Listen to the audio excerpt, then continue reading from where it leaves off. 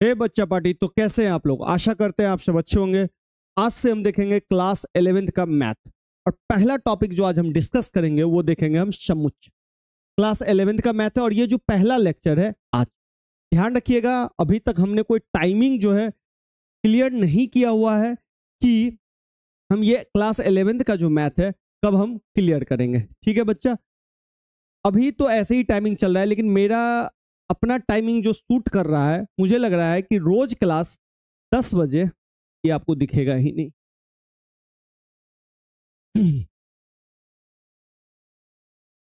रोज class 10 बजे जो है स्टार्ट कर दे, यानी कि 10 से 11 बजे जो है क्लास 11th का मैथ का क्लास चले, दिन में, रात में नहीं। तो दिन में मैं सोच रहा हूँ रोज 10 से 11 बजे क्लास 11th का मैथ का लेक्चर का टाइम रखा जाए। अगर पसंद है तो कमेंट में बताइएगा कि हाँ भैया इसी टाइम में आप रखिए, या अगर आपके पास कोई अच्छा टाइम है तो वो भी आप मुझे सजेस्ट कर सकते हैं कमेंट में। तो चलिए बिना किसी देरी के शुरू करते हैं समुच्चय सेट। सबसे पहले हम देखना चाहेंगे कि सेट कहते किसको है। तो देखिए बाबू लोग, सेट कुछ नहीं होता है, सुपरिभाषित वस्तुओं के संग्रह को हम समुच्चय कहते हैं। ठीक है, सुपरिभाषित यानी कि डिफाइन होना चाहिए ऑब्जेक्ट, पूरे डिफाइन ऑब्जेक्ट का जो कलेक्शन होगा। ठीक है, एक कलेक्शन ऑफ डिफाइन ऑब्जेक्ट, उसी को हम क्या बोलेंगे? समुच्चय सेट कहेंगे। जैसे डिफाइन का मतलब क्या होगा? डिफाइन का मतलब हो गया कि मैं बोलूंगा भैया मुझे गिनती की संख्या चाहिए, तो आप कहिएगा भैया गिनती की संख्या तो हम एक से करते हैं, 1 2 3 4 इस तरह से, तो ये ना एक डिफाइन है। ठीक है, मैं कहूंगा आपसे कि मुझे सम संख्या चाहिए, तो आप कहिएगा भैया सम संख्या लीजिए, 2 4 6 8 10 इस तरह से जाएगा। ठीक है, तो ये डिफाइन है। अच्छा, मैं आपसे बोलूंगा कि भारत के अच्छे अच्छे बल्लेबाजों का नाम बताइए जो अच्छे, ये डिफाइन नहीं है। आप कहिएगा कैसे नहीं डिफाइन है? तो यहाँ पे बहुत सारे बच्चे बोलेंगे भैया कोहली मेरे लिए बेस्ट है, कुछ लोग बोलेंगे नहीं भैया मेरे लिए रोहित बेस्ट है, कुछ लोग बोलेंगे नहीं भैया मेरे लिए तो राहुल बेस्ट है, कुछ लोग बोलेंगे भैया मेरे लिए पंत बेस्ट है। बहुत सारे लोगों का नाम लेंगे और ये कलेक्शन ही है। कुछ डिपार्टमेंट में कोहली फिट होंगे, कुछ डिपार्टमेंट में रोहित फिट है, कुछ डिपार्टमेंट में राहुल, कुछ डिपार्टमेंट में पंत, कुछ डिपार्टमेंट में और भी। तो ये जो है ना सुपरिभाषित नहीं है, वेल डिफाइंड नहीं है कि कौन सा बेस्ट है। ठीक है, तो हमेशा ध्यान रखिएगा कि हम वेल डिफाइंड सुपरिभाषित ही वस्तुओं का समूह लेते हैं। ठीक है, अब जैसे अच्छा ये तो हम समझ गए कि भाई सुपरिभाषित वस्तुओं का समूह लेते हैं। अब जो समूह हम लेंगे उसको सबसे पहले है ना हम इस ब्रैकेट में लिखेंगे, इस तरह के ब्रैकेट में, ये बात समझिए। और इसके बाद जैसे मैं बोलता हूं आपको, मैं वोवेल लेना चाहता हूं। वोवेल क्या होता है? तो आप जानते हैं कि इंग्लिश अल्फाबेट में 26 लेटर है और 26 लेटर में से ए ई आई ओ यू जो है वोवेल है। तो मैं क्या करूंगा, सबसे पहले कॉमा डाल के वोवेल लिख दूंगा। ठीक है, और फिर मैं क्या करूंगा, इस पे इस तरह का ब्रैकेट लगा दूंगा। ठीक है, ये ब्रैकेट को हम मझली ब्रैकेट भी कहते हैं। कुछ लोग ऐसे भी ब्रैकेट लगा देते हैं, कोशिश कीजिए इस तरह से बनाने का, नहीं बने फिर भी कोई बात नहीं। तो सबसे पहले हम ब्रैकेट ऐसे लिखेंगे। ठीक है, ब्रैकेट में ये वाला ब्रैकेट और ये वाला ब्रैकेट कभी भी हम सेट में यूज नहीं करेंगे। ठीक है, दूसरी बात, ये जो है इसमें जो मैंने लिखा इसके अंदर में, इसको हम बोलेंगे एलिमेंट। क्या बोलेंगे? एलिमेंट। एलिमेंट बोल देंगे या हम तत्व बोल देंगे। ठीक है, या हम अवयव बोलेंगे, अवयव। ठीक है, तो इसमें जो वस्तु हम रखेंगे उसको अवयव, तत्व, एलिमेंट या सदस्य कहते हैं। तो इसको आप ध्यान रखिएगा। दूसरी बात, हम जब भी समुच्चय को लिखेंगे तो कोशिश करेंगे कि हम कैपिटल वर्ड को ले, लेकिन जरूरी नहीं है। तो हम स्मॉल वर्ड को भी ले सकते हैं, लेकिन कोशिश करेंगे कि हमेशा हम कैपिटल वर्ड को ही ले। ठीक है, जैसे कुछ का एग्जाम्पल है, जैसे सेट कौन है? तो सभी पूर्णांकों का समूह। पूर्णांक निश्चित है, निश्चित नहीं मतलब अनिश्चित है, लेकिन वेल डिफाइन है कि पूर्णांक ही चाहिए। सुंदर लड़कियों का समूह, ये सेट नहीं है सुंदर लड़कियों का समूह। अब कहिएगा कैसे नहीं है? तो देखिए सुंदर लड़की सबके लिए अलग अलग हो सकती है। किसी के लिए हो सकता है कि सुंदरता का पैमाना आंख हो, किसी के लिए सुंदरता का पैमाना बाल हो, किसी के लिए सुंदरता का पैमाना उसका गोरापन हो, किसी के लिए सुंदरता का पैमाना उसका सांवलापन हो, जिसको डार्क ब्यूटी बोलते हैं। तो हर आदमी के लिए पैमाना अलग अलग है, तो इसीलिए ये ना वेल डिफाइंड नहीं है। लेकिन पूर्णांक की बात करें तो सभी आदमी के लिए पूर्णांक वही है, जो मेरे लिए पूर्णांक वही आपके लिए भी पूर्णांक है। गिनती की संख्या जो मेरे लिए वो आपके लिए भी है, तो ये वेल डिफाइंड है। तो वेल डिफाइंड है तो ये सेट है। सभी प्राकृतिक संख्याओं का समूह, हाँ जो प्राकृतिक संख्या मेरे लिए है वही प्राकृतिक संख्या आपके लिए भी है, तो ये भी है। मोटी लड़कियों का समूह, तो कह सकते हैं इसको थोड़ा देर के लिए, ठीक है, लेकिन इसको भी वेल डिफाइन हम नहीं कहेंगे। क्यों नहीं कहेंगे? हो सकता है कि आप 60 किलो वाले को मोटी मानते हो सकता है कोई 80 किलो वाले को मोटी मानता हो, कोई कहेगा नहीं मैं 200 किलो जिसका वजन होगा उसको मैं मोटी या मोटा कहूंगा। तो ये वेल डिफाइन है, तो आप कहिएगा नहीं, मेरे लिए अलग परिभाषा बन जाता है, आपके लिए अलग परिभाषा बन जाता है, किसी और के लिए अलग परिभाषा बन जाता है, तो ये भी वेल डिफाइंड नहीं है, तो ये भी सेट नहीं होगा। उसी तरह किसी खास विद्यालय के क्लास 11वीं के सभी छात्रों का समूह, अब देखिए कोई भी विद्यालय ले लीजिए जिस स्कूल में आप पढ़ते हैं, अब वहां पे 11वीं के मान लीजिए 50 बच्चे हैं, अब ये 50 ही बच्चे तो रहेंगे, नहीं बदलेंगे, तो ये बिल्कुल डिफाइन है, तो ये सेट है। किसी खास विद्यालय के क्लास 11वीं के सभी छात्रों का समूह एक समुच्चय है, सेट है। तो समुच्चय किसे कहते हैं ये आप समझ गए। अब आते हैं थोड़ा सा क्वेश्चन पे।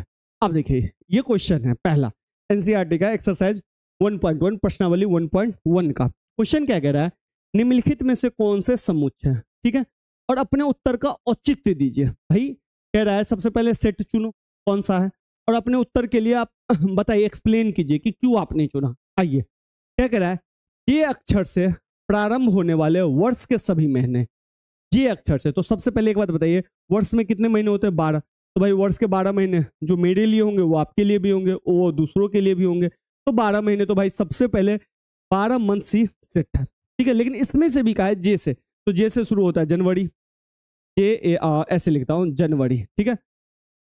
फरवरी एफ से, मार्च एम से, मार्च के बाद अप्रैल, फिर मई, फिर जून, तो ये हो गया जून, फिर हो जाएगा जुलाई, फिर हो जाएगा अगस्त, सितंबर, अक्टूबर, नवंबर, दिसंबर।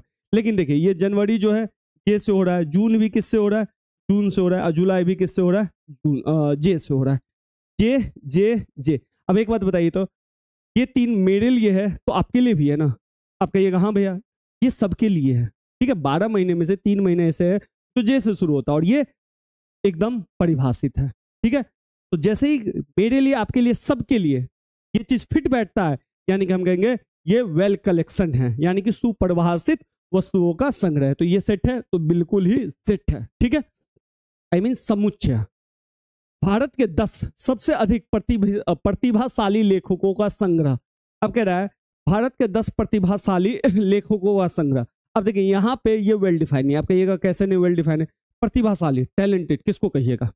हो सकता है कि आपके लिए जो क्राइम बुक लिखता हो वो बेस्ट है, किसी के लिए हिस्ट्री वाला बुक जो लिखता है अच्छा लेखक उसके लिए है, हो सकता है किसी के लिए उपन्यास जो लिखते होंगे वो बेस्ट होंगे। तो ये वेल डिफाइन नहीं है, मेरे लिए अलग हो सकता है, आपके लिए अलग हो सकता है, तो ये सेट बिल्कुल भी सेकंड क्वेश्चन सेट नहीं है, ठीक है। थर्ड है विश्व के सर्वश्रेष्ठ 11 बल्लेबाजों का संग्रह। यहां भी मैंने आपको फर्स्ट में दिया हुआ था कि ये भी बिल्कुल नहीं है। क्यों नहीं है? मेरे लिए रोहित हो सकता है, आपके लिए कोहली हो सकता है, किसी और के लिए पंत हो सकता है, तो ये वेल डिफाइन है जिसमें सभी कोई एग्री कर जाए। क्रिकेट का भगवान सचिन तेंदुलकर को कहा जाता है, लेकिन उनके बारे में भी बहुत सारे लोग कमी निकाल देते हैं कि वो अपने लिए खेलते हैं। तो जहां पे सभी लोग एक मत हो जाए वो ही एक तरह से हो जाएगा वस्तुओं का सुपरिभाषित या सुपरिभाषित वस्तुओं का संग्रह, ठीक है, उसी को सेट कहेंगे। आपकी कक्षा के सभी बालकों का संग्रह। मान लीजिए आपके कक्षा में 50 बच्चे हैं, हो सकता है 30 लड़के हो 20 लड़की हो। अब ये 30 तो 30 है ना, मेरे लिए भी 30 होगा, आपके टीचर के लिए भी भैया हाँ आपके कक्षा में 30 बच्चे हैं, दूसरे के लिए दूसरे लोग भी आएंगे तो वो गिन के कहेंगे हाँ भैया 30 लड़के हैं, तो ये सबके लिए 30 होगा, तो ये वेल डिफाइन है, तो ये सेट है। 100 से कम सभी प्राकृतिक संख्याओं का संग्रह। अब बताइए प्राकृतिक संख्या कहां से स्टार्ट होती है? 1 2 3 4 इस तरह से स्टार्ट होती है और 100 तक जाके खत्म हो जाएगी। अब मेरे लिए ये होगा तो क्या आपके लिए भी तो यही होगा? तो आप कहिएगा हाँ भैया, तो ये भी सेट हो जाए, यानी कि जिसमें मैं आप सब सहमत होंगे वो सेट है। लेखक प्रेमचंद द्वारा लिखित उपन्यासों का संग्रह। अब देखिए यहाँ पे लेखक प्रेमचंद, तो प्रेमचंद ने मान लीजिए 20 किताबें लिखी होगी या 50 किताबें लिखी होगी, तो प्रेमचंद ने एक मिनिमम या मैक्सिमम कुछ बुक लिखी होगी, उतना ही बुक मेरे लिए भी लिखी है, उतना ही बुक आपके लिए भी लिखी है, उतना ही बुक पूरे वर्ल्ड के लिए लिखी है। प्रेमचंद ने ऐसा नहीं है मेरे लिए ज्यादा बुक और आपके लिए कम बुक लिखी है, तो सभी के लिए प्रेमचंद ने इतनी ही बुक लिखी है और सब उसको पढ़ सकते हैं, तो ये वेल डिफाइन है, तो ये सेट है। सभी समपूर्णांकों का संग्रह। अब देखिए भाई समपूर्णांक कहां से स्टार्ट होगा? तो आप जानते हैं जो 2 से भाग लग जाता है उसको हम सम कहते हैं, तो समपूर्णांक होता है 2 4 6 8 जाते चलिए, तो ये भी कहीं ना कहीं जाएगा, खत्म होगा। लेकिन सब इस बात पे सहमत है कि हाँ यही संपूर्णांक है। अच्छा एक बात बताइए, तो आप पूर्णांक समझते हैं या नहीं समझते बच्चा? नहीं समझते तो एक बार थोड़ा सा देख लीजिए। गिनती की संख्या को हम प्राकृत संख्या बोलते हैं, ठीक है, जिसमें हम लेते हैं एक से स्टार्ट करते हैं और चलता जाता है 1 2 3 4 5 6 7 इन्फिनाइट तक, ठीक है। इसके बाद हम बात करते हैं पूर्णांक की, सॉरी पूर्ण संख्या की। पूर्ण संख्या, तो पूर्ण संख्या किसको कहते हैं? गिनती की संख्या जो हम 1 से स्टार्ट किए हैं उसी गिनती की संख्या को 0 से स्टार्ट कर दीजिए।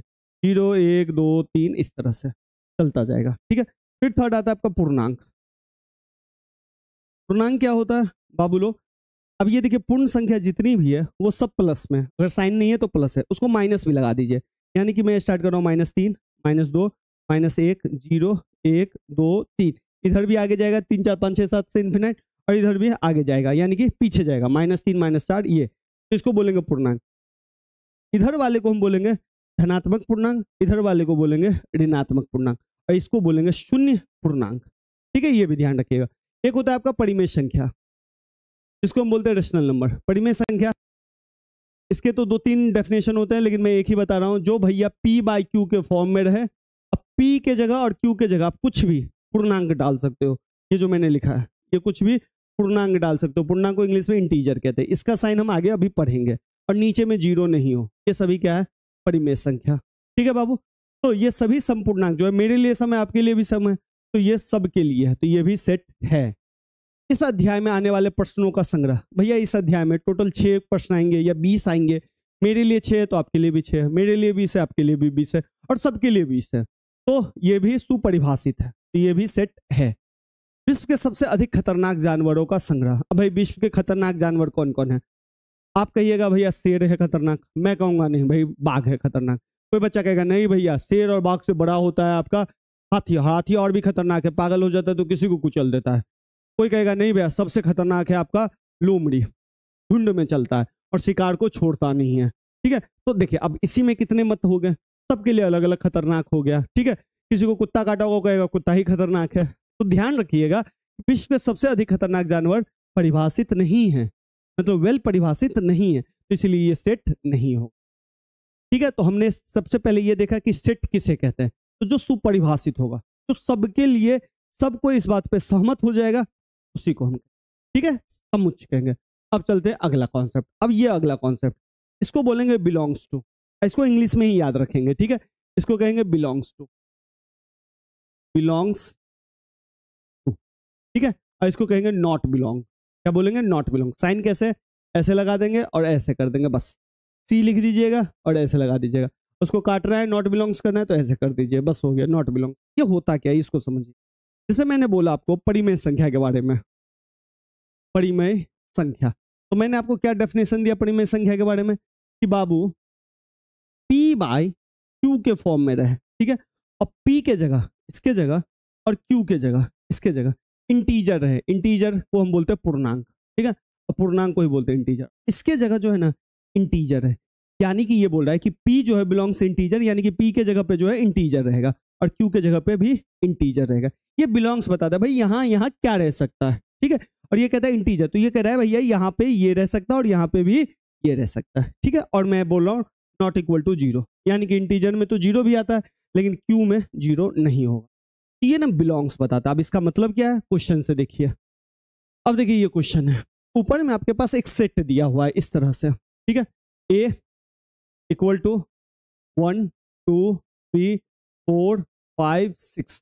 सबसे पहले एक बात बताइए, इस सेट को जो डिनोट किया गया है कैपिटल लेटर में, तो यहाँ पे आप कैपिटल लेटर में ही हमेशा डिनोट करोगे। कैपिटल लेटर आप समझते हैं छोटा ABCD और बड़ा ABCD, तो ये छोटा ABCD होता है, ये बड़ा ABCD होता है, ठीक है।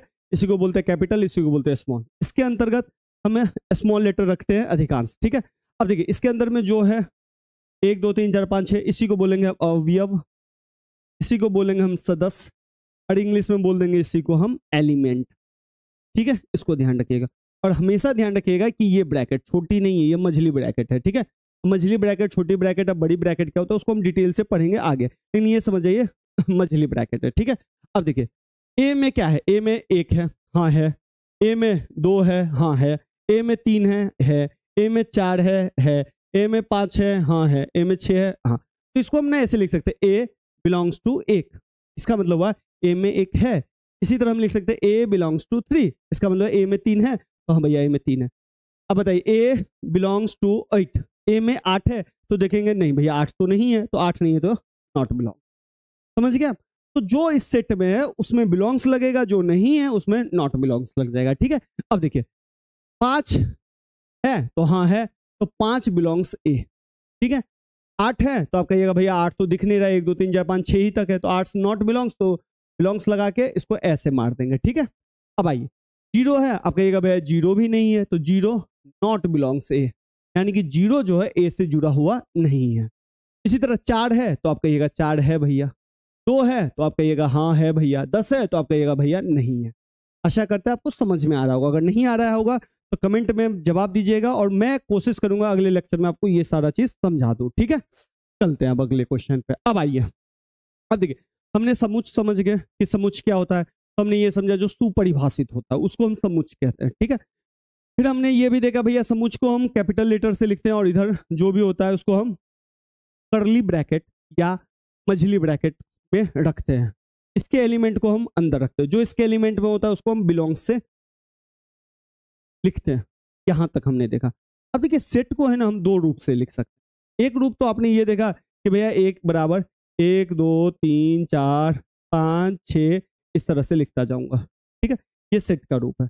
एक तरीका और है सेट को लिखने का, ए बराबर x such that x, x एक प्राकृत संख्या। ठीक है, ये 2 तरीका से हम लिख सकते हैं, दोनों चीजों ने इक्वल ही है, दोनों जो लिखा है मैंने एक ही चीज लिखा है, यही है 2 रूप। तो यही है समुच्चय को निरूपित करने के लिए, समुच्चय को सेट को निरूपित को लिखने के लिए 2 विधियां है, methods of representing A set.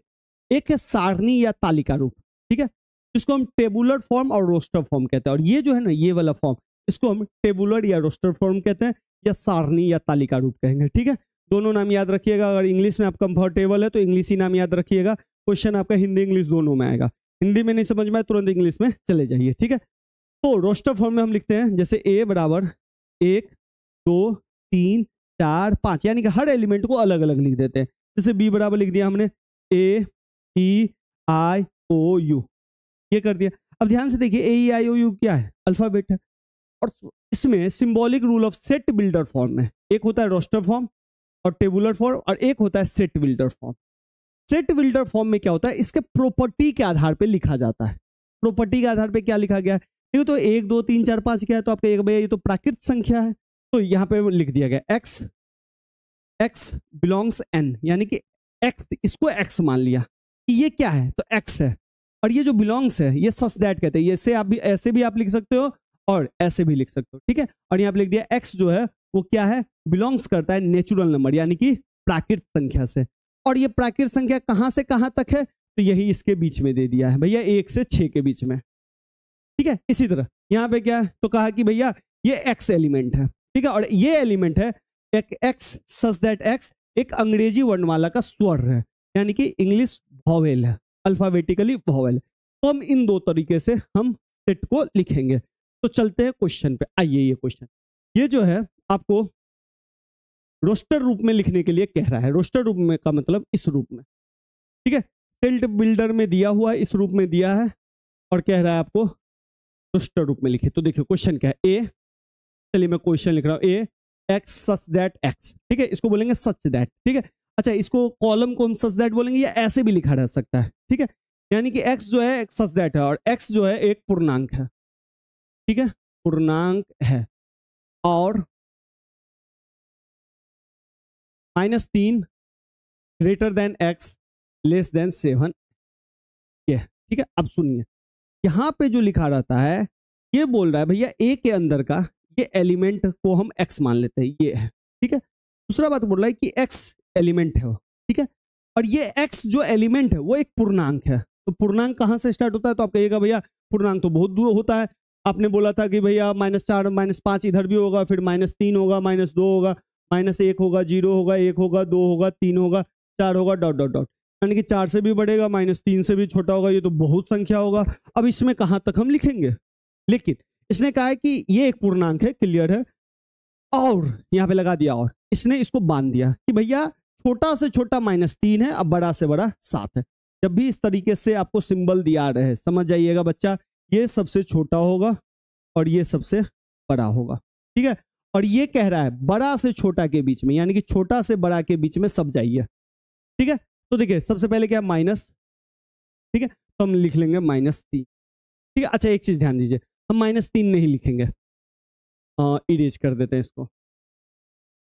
अब कहिएगा -3 हम क्यों नहीं लिखेंगे भैया, इसका कारण है, देखिए -3 में नहीं, ये सिंबल है ना लेस देन है, और ये सिंबल है लेस देन एंड इक्वल। तो जब ये वाला सिंबल लग जाता ना तो हम -3 को लेते, लेकिन ये वाला सिंबल नहीं दिया है, ये वाला लाइन ये सिर्फ दिया है, तो -3 को छोड़ेंगे, -3 से छोटा चलेंगे, ठीक है। इस बात को समझिएगा। तो -3 को छोड़ दियो तो क्या आएगा, -2 आएगा, फिर क्या आएगा, -1 आएगा, फिर 0 आएगा, फिर 1 आएगा, फिर 2 आएगा, फिर 3 आएगा, फिर 4 आएगा, फिर 5 आएगा, और फिर 6 आएगा, और 7 को भी कह रहा है छोड़ने के लिए। इसका मतलब ये होता है, एक नंबर लाइन बनाइए आप, ठीक है, -3, -2, -1, 0, 1, 2, 3, 4, 5, 6, 7, ये हो गया। अब देखिए -3 को कह रहा है छोड़ने के लिए, ठीक है, तो -3 पे एक गोला लगा दो, ठीक है, और 7 को भी कह रहा है छोड़ने के लिए, गोला लगा दो। अगर आप -3 से 7 तक है, ले लो, ले लिए।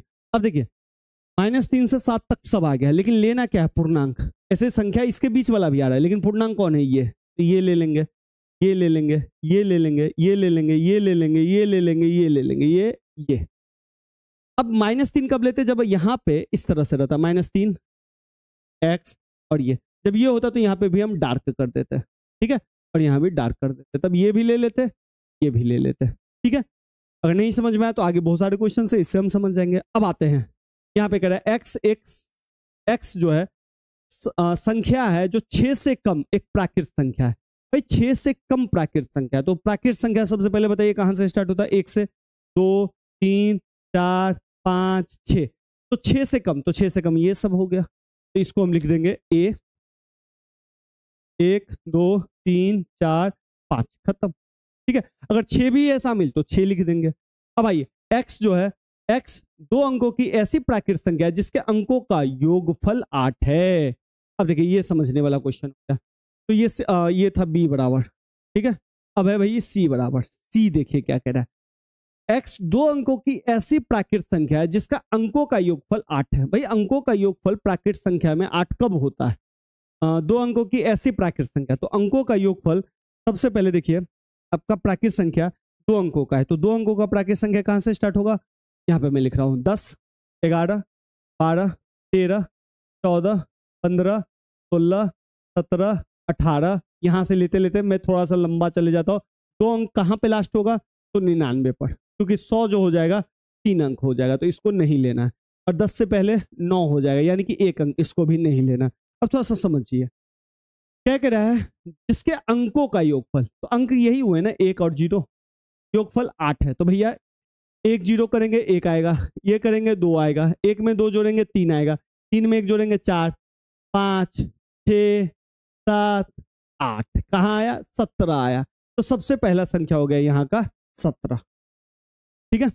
अब आगे चलिए, 17 में खत्म। अब 20 से 30 के बीच में देखिए, तो 20 से 30 के बीच में आप कहिएगा भैया 26 है ऐसा, तो 2 और 6 28, सॉरी 2 और 6 8, देखिए ये अंक जोड़ेंगे 2 और ये अंक जोड़ेंगे 8 हो जाएगा। अब इसी तरह 20 से 30 में ये हो गया, 30 से 40 में देखिए तो आप कहिएगा भैया ये आ जाएगा 35, ले लीजिए 5 3 8, फिर 40 से 45 में जाइएगा तो 44 आ जाएगा, ठीक है। फिर इसमें जाइएगा तो ये 53 आ जाएगा, फिर 62 आ जाएगा, और फिर 71 आ जाएगा, ये हो गया। इसके अलावा आप और जाइएगा तो 8 आपको नहीं मिलेगा, एक आपको मिल सकता है 80, ये, इसके अलावा कोई नहीं मिलेगा। तो ये ऐसे संख्या है जिसका प्राकृत संख्या और जिसके इन दोनों अंकों का जो सम है वो सब जगह क्या है, 8 है। सब जगह सम क्या है, 8 है। सब जगह सम जोड़ोगे संख्या को तो ये सब 8 मिलेगा। तो हमने देखिए इस प्रॉपर्टी का भी यूज किया, 2 अंकों की प्राकृत संख्या, तो भैया सब 2 अंकों की प्राकृत संख्या 17, 26, 35, 44, 53, 62, 71, 80, और अंकों का योगफल सबका 8 है। तो ये दोनों प्रॉपर्टी को हमने इसमें एडजस्ट कर, ठीक है बच्चा। अब चलते हैं आगे, थोड़ा सा इसको मिटा लेते हैं।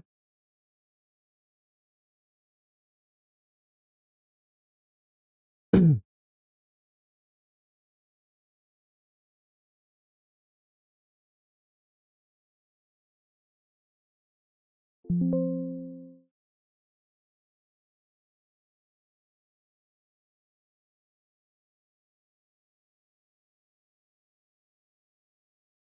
देखिए यहां तक तो हमने कर दिया। अब आते हैं ये क्वेश्चन, x जो है एक अभाज्य संख्या। अब समझिए दो संख्याएं होती है। देखिए संख्या को हम कई तरह से निकालते हैं। एक तो संख्या होती है भाज्य संख्या, ठीक है, भाज्य, और एक होती है अभाज्य संख्या। अभाज्य, इसको प्राइम नंबर भी बोलते हैं और इसको डिविजिबल नंबर भी बोलते हैं। ठीक है, भाज्य संख्या क्या होता है, जो दूसरे के टेबल में भी आ जाए। जैसे 4, देखिए ये 2 के टेबल में भी आएगा, 4 के टेबल में भी आएगा, 1 के टेबल में भी आएगा। जैसे 6, ये 2 के टेबल में भी आएगा, 3 के टेबल में भी आएगा, 6 के टेबल में भी आएगा, 1 के टेबल में भी आएगा। तो जो दूसरे के टेबल में भी आ जाए उसको बोलेंगे भाज्य। और जो खुद अपने टेबल में आए, जैसे 3 के टेबल में आएगा और 1 के टेबल में आएगा। जैसे 2 के टेबल में आएगा, 1 के टेबल में आएगा। जैसे 7 के टेबल में आएगा, 1 के टेबल में आएगा। और जो संख्या या तो खुद के टेबल में आए और 1 के टेबल में आ जाए, वो सभी क्या है, अभाज्य संख्या। ठीक है, तो सिंपल है, भाज्य संख्या जो दूसरे के टेबल में भी आ जाए, अभाज्य संख्या जो खुद के टेबल में आए और 1 के टेबल में आए। बस इसको याद रखिए। तो इसको अभाज्य संख्या कहते हैं जो खुद के टेबल में है। तो 1 का टेबल तो हम याद रखते नहीं है, बोलते ही नहीं है। तो जो खुद के टेबल में आ जाए वो अभाज्य संख्या। तो सबसे पहले भाई हमने समझ गया कि अभाज्य संख्या क्या होगा। यानी कि अगर गिनती हमको जब भी स्टार्ट करना पड़ेगा, 2 अभाज्य संख्या हम ले सकते हैं, 2, 3, 5, 7, 11, 13, 17, 19, 23, 29, इस तरह से सो ऑन हम आगे बढ़ सकते हैं। ये सारी अभाज्य संख्या जो खुद के टेबल में आती है। बीच वाला संख्या मैंने छोड़ दिया जो है भाज्य। अभाज्य जो संख्या 60 की भाजक है। अब ये भी बोल दिया कि भैया 60 की भाजक है, यानी कि जो अभाज्य संख्या है उसको हम 60 से भागा लगा सकते हैं। आइए देख लेते हैं। तो सबसे पहले अब एक बात बताइए, ये है डी, लिख दीजिए डी। अभाज्य संख्या लेना है, सोचिए 2 60 से भाग लग जाएगा तो लग जाएगा 30 आएगा। ठीक है, 3 लग जाएगा, लग जाएगा, 5 लग जाएगा, लग जाएगा, 7 लगेगा, नहीं लगेगा, 11 लगेगा, नहीं लगेगा, 13 लगेगा, नहीं लगेगा, 17 लगेगा, नहीं लगेगा, 19, 23, 29, ये सब नहीं लगेगा। तो ये रहा आपका answer, option E, sorry question E. Trigonometry शब्द के सभी अक्षरों का समूह। तो देखिए ट्रिग्नोमेट्री के शब्दों का T, bracket, R, sorry comma, I, comma G, comma O, comma N, फिर ओ है लेकिन ओ नहीं लेंगे, ठीक है, फिर एम लेंगे, फिर ई है, ई ले लेंगे, फिर क्या है, ई तो नहीं लिए हैं, नहीं लिए, फिर टी, टी ले चुके हैं, आर, आर ले चुके हैं, वाई, वाई ले लीजिए, वाई। यानी कि यहाँ पे ध्यान से देखिए कि ट्रिग्नोमेट्री में, ट्रिगोनोमेट्री, मेट्री, सबसे पहले सारा शब्द हमने ले लिया। लेकिन एक चीज ध्यान रखिएगा कि जब भी हम सेट लिखते हैं तो सेट में रिपीटेशन में नंबर नहीं आता है। जैसे टी यहाँ भी है, टी यहाँ भी है, तो हम 2 बार टी नहीं लिखेंगे, 1 बार यहाँ पे लिख दिए। जैसे आर यहाँ पे है, आर यहाँ पे है, तो हमने 1 बार लिखा। ठीक है, तो जब भी हम सेट लिखेंगे उसमें रिपीटेशन नहीं करेंगे। ठीक है, जैसे मान लेते हैं कि आप लोयल का लिखिए, लोयल, नहीं इसमें तो नहीं होगा। जैसे इसका लिख लीजिए बेटर, तो बेटर में देखिए बी 1 बार लिखेंगे, ई 1 बार लिखेंगे, टी 2 बार है तो 1 बार लिखेंगे, ई 2 बार था, 1 बार यहाँ 1 बार यहाँ, तो यहाँ वाला तो लिख लिए तो इसको नहीं लिखेंगे, और 1 का आर हो गया। तो सेट में ये भी यहाँ से सीख लीजिए कि सेट में जब भी हम इसमें लिखेंगे तो इसमें रिपीटेशन नहीं करेंगे। ठीक है, तो इस चीज को भी याद रखिएगा। अब चलते हैं अगला क्वेश्चन। तो इसको हमने किसके रूप में लिखा, रोस्टर रूप में। अब लिखेंगे हम सेट बिल्डर रूप में, जिसको हम बोलते हैं समुच्चय निर्माण, यानी कि उसके प्रॉपर्टी में। बहुत आसान है, बस समझना है। देखिए जैसे ये क्वेश्चन है, ठीक है, क्या पहला क्वेश्चन, 3, 6, 9, 12, ठीक है, ये ऐसे करके लिखा हुआ है। अच्छा एक बात बताइए, तो ये 3 है, ये क्या है, 6 है, सोचिए तो 3 गुने 2 है, अब कहिएगा हाँ भैया 3 दूनी 6 है। इसको देखिए तो 3 गुने 3 है, अब कहिएगा हाँ भैया 3 तिया 9 है। और इसको देखिएगा 3 गुने 4 है, कहिएगा हाँ 12 है।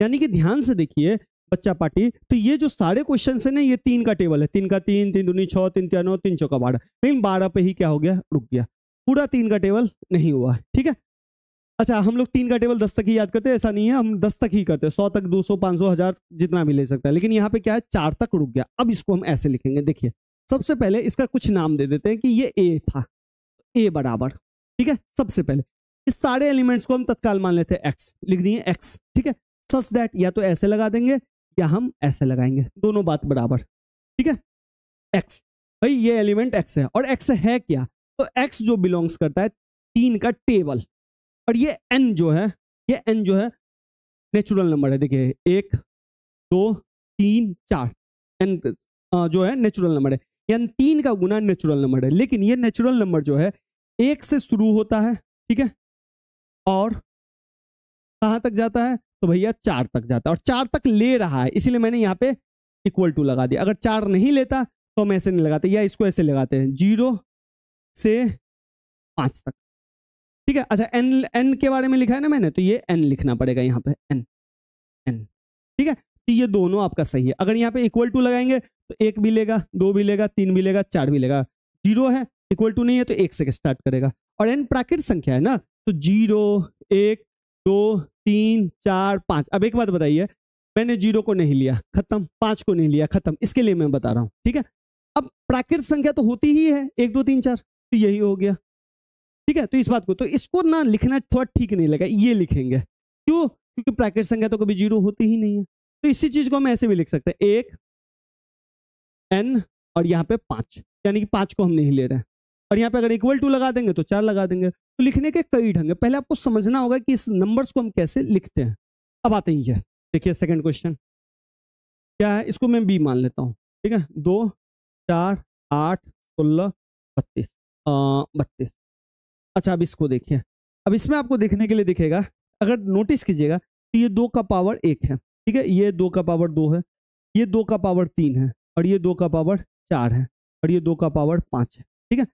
2 दूनी 2, देखिए जैसे 2, 2 एकम 2, 2 है, 2 2, 2 दूनी 4, 8 है, तो देखिए 2, 2 दूनी 4, दूनी 8, तीनों 2 हो गया, 4 है, देख लीजिए 2, 2, 2, 2, 2 दूनी 4, दूनी 8, दूनी 16, और ये 32 ले लीजिए, 2 दूनी 4, दूनी 8, दूनी 16, 32। अब ये हो गया। अब हमें प्रॉपर्टी समझ में आ गया कि ये 2 के पावर में, ठीक है। दूसरा बात, हमको एक चीज और समझ में आ गया कि 2 के पावर में है, अब पावर जो है ना 1 से शुरू हो रहा है और 5 पे खत्म हो रहा है, ठीक है। तो यही यूज करेंगे। क्या लिखेंगे, सबसे पहले लिखेंगे b बराबर, एलिमेंट को हम नाम क्या देते हैं, x, फिर सच दैट x, और x क्या है भाई, बिलोंग्स कर रहा है 2 के पावर n में, 2 के पावर किस में, n में, और n क्या है, नेचुरल नंबर, 1, 2, 3, 4, 5, और लिख देंगे n जो है 1 लिया है और 5 तक गया है, 1 से 5 तक गया है, खत्म। इसी तरह ये देखिए, अब ये देखिए आपका सम संख्या 2, 4, 6, 8, 10, 12, तो इसको हम लिख लेंगे, इसको अच्छा पहले इसको लिखते हैं। अच्छा, इसको आप खुद लिखिएगा, क्योंकि देखिए ये 5 का पावर 1 है, ये 5 का पावर 2 है, ये 5 का पावर 3 है, ये 5 का पावर 4 है। तो जैसे हमने इसको लिखा है उसी तरह ये भी लिखा जाएगा, ठीक है। अब ये वाला देखिए, ये वाला, ये क्वेश्चन क्या है, ये क्वेश्चन को मैं A, B, C इसको मान लेता हूँ D, ठीक है। D बराबर लिखा है 2, 4, 6, ठीक है, डॉट डॉट डॉट। अब देखिए ध्यान से देखिए, अब कहिएगा 2 है, 4 है, 6 है, इसके बाद क्या होगा, 8, 10, 12, 14, 16, 18, 20। तो सबसे पहले ये देखिए, ये सम संख्या है, ठीक है। एक चीज समझ में आ गया कि ये सम संख्या है, तो लिख दीजिए D बराबर x सच दैट x एक सम प्राकृत संख्या है, या प्राकृत सम संख्या है, प्राकृत सम संख्या, प्राकृत सम संख्या, सम संख्या है। अब कहिएगा भैया प्राकृत सम संख्या क्यों लिखे, सिंपल सम संख्या क्यों नहीं लिखे। तो एक बात बताइए बाबू, सम संख्या तो माइनस में भी जा सकता है ना, -2, -4, -6, -8। अब प्राकृत संख्या हमेशा पॉजिटिव ही जाता है, 1, 2, 3, 4, तो भाई मैंने ये ले लिया, ये ले लिया, ठीक है, तो इसलिए ये लिखा, ठीक है। अब चलिए ये वाला आप खुद लिखोगे, मैं थोड़ा सा आपको हिंट दे देता हूँ। जैसे 1 है, 4 है, 9 है, डॉट डॉट डॉट 100 तक गया। अब थोड़ा दिमाग लगाइए, 1 का स्क्वायर, 2 का स्क्वायर, 3 का स्क्वायर, डॉट डॉट डॉट 100 को 10 का स्क्वायर, यानी कि ये सबका स्क्वायर है, यानी कि गिनती जाएगा और सबका स्क्वायर जाएगा। तो इसको आपको खुद से लिखना है दिमाग लगा के, ठीक है। चलते हैं अब अगले क्वेश्चन पे। अब आइए, आप कह रहे हैं निम्नलिखित समुच्चय के सभी अवयवों को सूचीबद्ध कीजिए, यानी कि जो भी अवयव है उसको लिखिए। जैसे पहला क्वेश्चन है आगे, एक विषम प्राकृत संख्या है भैया, विषम प्राकृत संख्या, तो विषम प्राकृत संख्या कहाँ से स्टार्ट होता है, 1, 2, 3, 4, 5, 6 ऐसे चलेगा। विषम कौन होता है, ये है विषम, विषम, विषम, 7 विषम, 9 विषम, ये सब विषम है, ठीक है। और क्लियर नहीं कहा है कहाँ तक रुकना है, तो कहीं तक रुकना नहीं है, तो हम लिखेंगे 1, 2, 3, सॉरी 2 नहीं आएगा इसमें, फिर से मैं लिख रहा हूँ 1, 3, 5, 7, 9 डॉट डॉट डॉट डॉट। रुकना नहीं है तो इसलिए डॉट डॉट डॉट, अगर रुकना होता तो वो और लगा के देता कि भैया यहां तक रुक जाओ, ठीक है। आइए आप, b बराबर x एक पूर्णांक है, जैसे b बराबर x क्या है, पूर्णांक है। पूर्णांक कुछ भी हो सकता है, जैसे मैंने आपको पूर्णांक लिखा है -3, -2, -1, 1, 0, 1, 2, 3 ऐसे, ठीक है। -3 से भी छोटा और 3 से भी बड़ा, ठीक है। अगर लेकिन यहाँ पे यहाँ तक लिखने के लिए देता तो मैं इसी में ऐसे लगा देता, इसी में ऐसे, ठीक है। लेकिन ये कहा है भैया रुकना है, कहाँ से कहाँ तक में, तो -1/2 से लेके 9/2 तक जाना है, ठीक है। ये है। लेकिन ये क्या दिया, पूर्णांक दिया, क्या दिया है, पूर्णांक। पूर्णांक हमेशा सॉलिड नंबर होता है, ये ध्यान रखिएगा। तो चलिए तो भैया नंबर ले लीजिए, तो भैया ये होगा 0, 1, 2, 3, 4, 5 इस तरह से जाएगा, ठीक है। इधर लीजिए तो -1, -2, -3, ठीक है, यहीं तक रुक जाते हैं।